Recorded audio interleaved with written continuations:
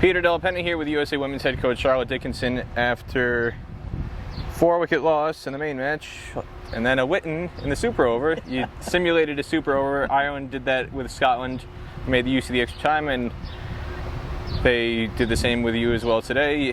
Finished the match 4 overs early, so why not make use of it, have a simulated super over? Let's start with the good stuff first, right at the end.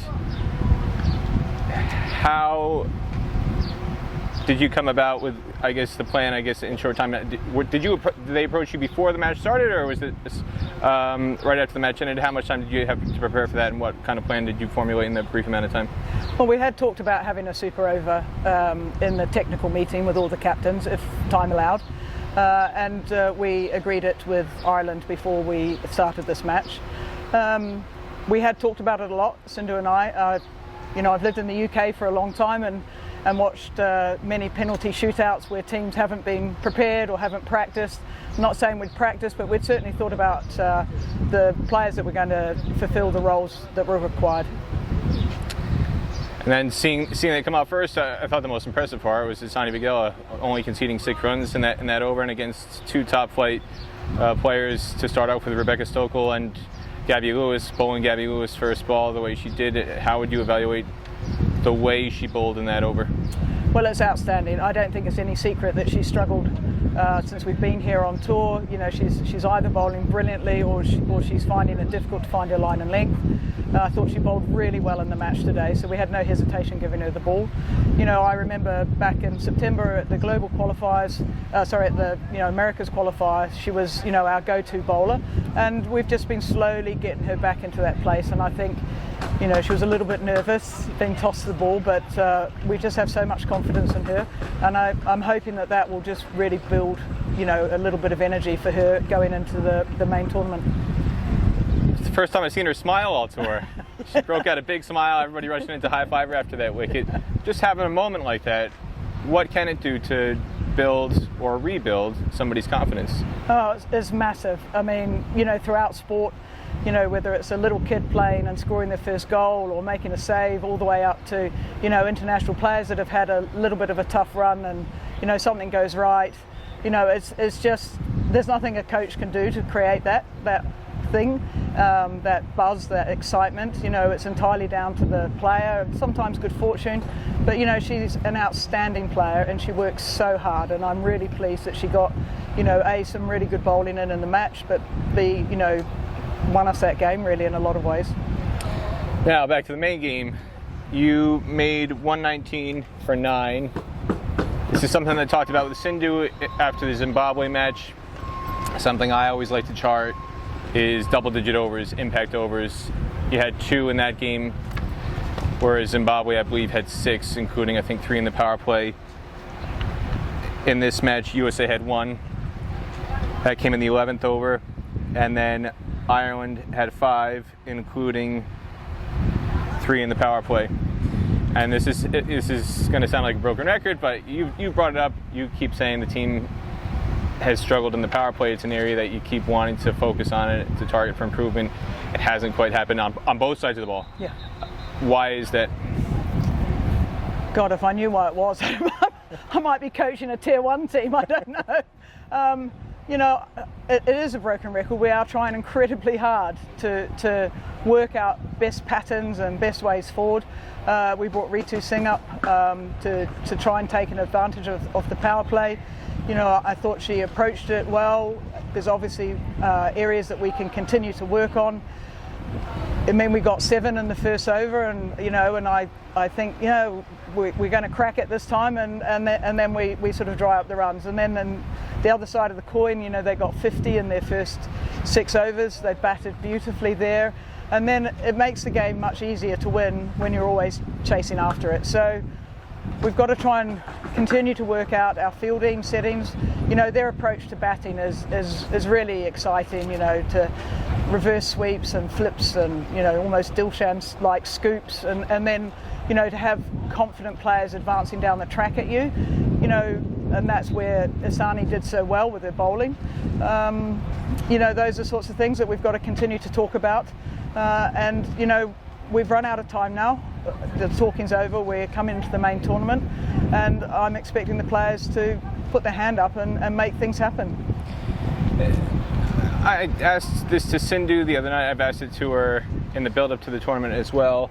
But just in terms of game awareness, Sindhu, when she plays, I said it to her, it's fairly obvious to me where she's going to play her shots. If they move final leg to third man, she's going to play the sweep. If they move third man to final leg, she's going to back away and play that late cut. If mid-on and mid-off are brought up, that's when she's going to come down the track and try to clear mid-on and mid-off. She'll never try and heave down the ground otherwise. And so there's a discussion about that she's had where players do try to be aggressive, but it's about high risk versus low risk aggressiveness. And we saw an instance today in Nika Galan. I don't want to single her out, but in theory tried to play an aggressive shot, Yep. coming down the track to slog, but with long on and long up in place, and is caught. Whereas almost the entire innings, fine leg was non-existent, and the only person I saw besides Sindhu try and play a sweep or a kind of a scoop was Pooja Ganesh. And credit to her, she tried those shots and it came off for her on a few occasions. But we don't really see U.S. players in general try those shots, let alone whether they come off or not. Whereas Ireland, you talked about their exciting brand of cricket. Laura Delaney, Amy Hunter in particular, and Gabby Lewis, from ball one, if they see there's a huge gap behind square on the leg side, they will walk all the way across their stumps to play to the leg side to access that region. And they're playing their shots almost purely based on the field setting. They don't care where the ball is bowled. They're predetermining their shots based entirely on where the field is set, where the gap is, and where the highest percentage option is to lower that risk. They're not going to try and go over mid-on, mid-off if they're back on the rope. I see these things. I'm sure you see these things. I definitely know Sindhu sees these things. But in terms of game awareness, it seems like some of these things aren't quite registering with the younger players. What is it going to take to make it register with them? Well, I mean, I could list 100 things. So I'm going to list 2 or 3, so not to bore the world. But certainly for me, it goes back to their training. If they predominantly do their training indoors and big bowling machines, and they play the perfect drives, and and they don't practice the noodles and the nudges that we all grew up playing ourselves, then they're going to find it very difficult when they come out here. Another issue is a lot of them play predominantly on AstroTurf. I think they're a little bit wary of dropping down to sweep a ball that's going to bounce a little bit more on some of the surfaces that they play on. I think coaching's got a lot to do with it. In the US we've got to continue to work on the best way forward and supporting these girls, and also match time against bowlers that bowl like Ireland do, that bowl like Zimbabwe do, that bowl like the rest of the teams in our tournament. The opportunities to face these sorts of bowlers who are canny and clever and have played a lot of cricket is quite difficult. Now, you singled out Pooja. Funnily enough, she's like a mini Sindhu in a lot of ways. She approaches her innings in a very similar way. She looks behind her and she knows where the spaces are, and she's confident with her sweeps and her late cuts. She's a fabulous runner between the wickets. So, there is young players that are able to do it. We've just got to actively encourage more of them to do it. And we've done a lot of coaching in that regard since we've been here. A lot of work on how we access parts of the field. We've looked at wagon wheels of the opposition, and we've looked at our wagon wheels and where we're vast acres behind point and square leg where we're not getting a lot of runs. We've looked at the opposition bowlers, how can we make that happen. It was a bit challenging today. It was really windy, so some of my players hadn't, and to be fair, even Sindhu, I talked to her about heading into the wind out there. Some of my players didn't work that out. They should have worked it out because we talked about it, so it's just as how they put that into practice, and they can't necessarily learn those skills here at a tournament of this, with opposition of this quality, and this sort of work has to be done back at home. They need to, it's like the fielding is definitely improving as we go along. Absolutely, we've put so much time and effort into it, and they've got to get out of their academies, they've got to get out from the net systems, and they've got to get onto the field, and they've got to have 100 balls hit at them, and they've got to learn to dive and all those sorts of things. So, we can't do all of that while we're here at a tournament. But I'm delighted. The two little leg spinners, it was a really tough ask for them to come out and bowl today, and they both walked off the pitch after bowling an over against two outstanding batters in quite challenging conditions for young leg spinners, and they both learned so much from that experience. They were buzzing. They enjoyed it.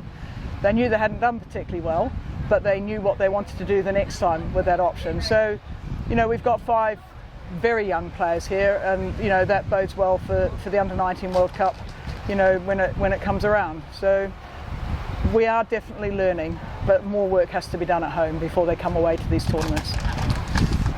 You've now got 3 days off before the first match that you play. Your bye comes first, and then you play 4 in a row. What for you is going to be the number one area of focus heading into that first match? Well, we're really lucky. Everybody's mostly fit. We've got a few sore shoulders, but on the whole, the whole squad is fit. So I think that's a real positive. We're going to have a bit of a rest. We've played, trained today. So we'll have a bit of a rest tomorrow. We might go 10-pin bowling and see if we can do better at that. And then, I'm going to ask the players what they want. We had a long chat yesterday at training in the change room, because it was really hot yesterday in the afternoon, and we talked about, I left them and I just said, you tell me what you need. And so we had a fabulous training session yesterday. They made the decision that they wanted all 15 players to play today, and they're taking some ownership, and surely that's got to be the best way forward. So I'll be asking them what they want to do, how they see the way going forward. I think our bowlers are still too short. We're definitely getting the right lines. Our lengths are not quite there, and I know Sindhu's frustrated in terms of her field settings, but Isani, she came through. We're slowly getting there. So it's up to them, and I'll back whatever it is that they want to do. Maybe not go to the beach 3 days in a row, but I'll back most things. Anything else you want to say about these 2 warm-ups that you've had against Zimbabwe and Ireland, now heading into the start of the actual tournament itself? Well, I was super disappointed against Zimbabwe. I really felt that we were there and thereabouts for a win, and it's been really hard on them, because it would be great to take a win into the tournament, and that is disappointing. We should have won against the UAE. We took Zimbabwe to the wire, and there were some fantastic performances here against Ireland. And we've just got to, it's that, they talk about that last 2%, isn't it? And we've just got to find that last little bit to take us over the line, and they're really excited. Maybe winning that super over that will be the 2%, because that was super fun, and they really enjoyed it. All right, there you have it from USA Women's head coach Charlotte Dickenson. Thank you. Thank you.